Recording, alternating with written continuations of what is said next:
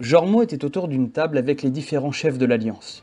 Le roi Anduin, le nain Muradin du clan Barbe de Bronze, le nain Falstad du clan Marteau Hardy, la naine Moira du clan Sombrefer, le gnome et grand bricoleur Mécanivel, l'elfe de la nuit, Tyrande et son amour le druide Malfurion, le prophète Velen de la race des Draenei, Gênes le roi de Gilnéas et conseiller d'Anduin, la pandarène Aïsa, l'elfe du vide Alleria Coursevent, le paladin Turalion et pour finir, Jaina, la plus puissante des mages.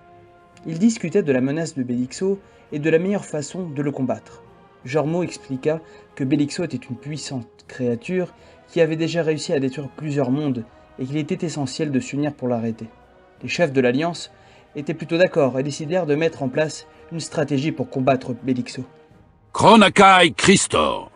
Je propose de rassembler tous les paladins pour créer une armée de lumière, proposa Turalion. Je vais faire appel aux meilleurs ingénieurs pour créer des armes et des gadgets high-tech, proposa Moira.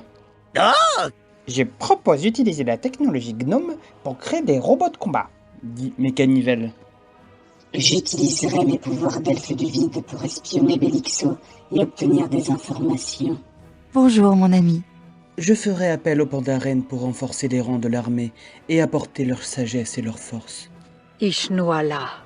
Avec Malfurion, mon amour, nous sommes d'accord pour envoyer les sentinelles et les druides pour protéger la nature et aider à la guérison des blessures. La nature est avec vous. Nous devons nous unir contre Belixo, je ferai appel aux Draenei pour apporter leur foi et leur puissance spirituelle à la cause. Jaina et Gênes se tournèrent vers l'assemblée. Mes amis, nous ne pouvons pas nous permettre de nous embarquer dans cette guerre. Nous avons déjà suffisamment à faire avec la Horde et le Fléau.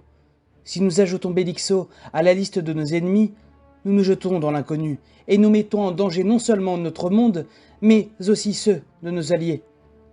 Nous devons être raisonnables et protéger ce que nous avons déjà. Gênes hocha la tête en signe d'approbation. Je suis d'accord avec Jaina. Nous ne pouvons pas nous permettre de prendre ce risque. Nous devons nous concentrer sur la défense de notre monde et laisser les autres se débrouiller avec leurs propres problèmes. Tous les autres chefs de l'Alliance échangèrent des regards dubitatifs, se demandant s'ils devaient ou non suivre le conseil de Jaina et de Gênes. Finalement, après un long débat, Anduin décida avec les autres leaders de l'Alliance de ne pas prendre part au conflit contre Belixo. Jormo était déçu et découragé par le refus de l'Alliance de l'aider dans sa guerre contre Belixo. Il suivit néanmoins Anduin jusqu'à l'extérieur du donjon, où le roi lui fit part de sa proposition de tenter sa chance auprès de la Horde.